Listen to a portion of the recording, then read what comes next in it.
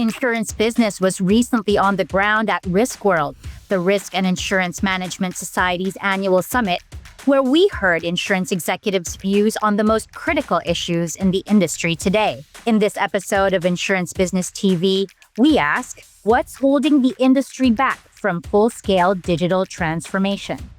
So the full-scale digital transformation is obviously a very significant undertaking. And I think in order to do that successfully, the first thing that it starts with is the change enablement and change management. And this is where our industry has not always done a great job as how we, in terms of how we process information and how we roll things out.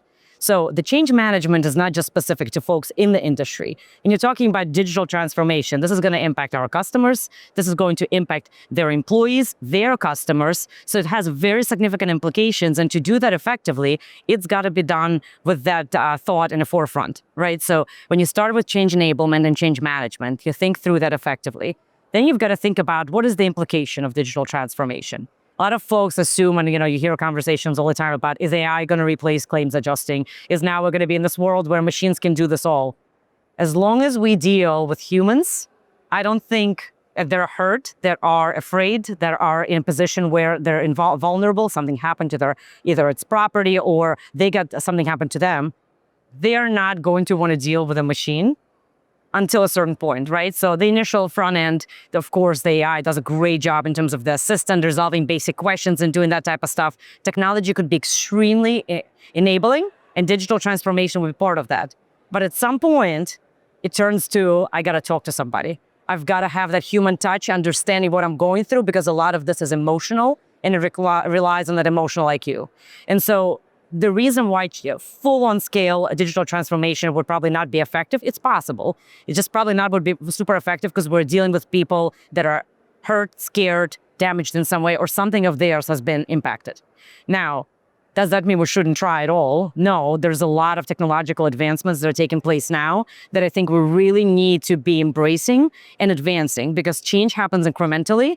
If you do a lot of change at once, that's exactly how you cannot embrace the full transformation. So in terms of thinking about digital transformation, the industry has already started down that path. We have AI, we have predictive models, we've got folks using mobile apps, we've got AI agents taking on phone calls, resolving basic questions. It's just how do we take it from there and continue to support our adjusters, our claims professionals, in giving them all the tools and technological support that they need to keep taking us into that next level.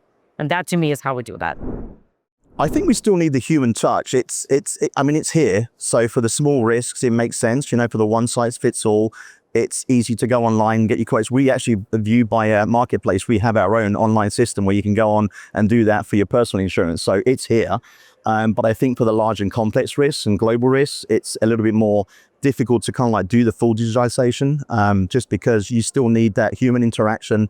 Where it comes to a large loss, you still that negotiation between not only just in different languages too, but not only between customer, carrier and the broker. We still need that. You can't do that digitally.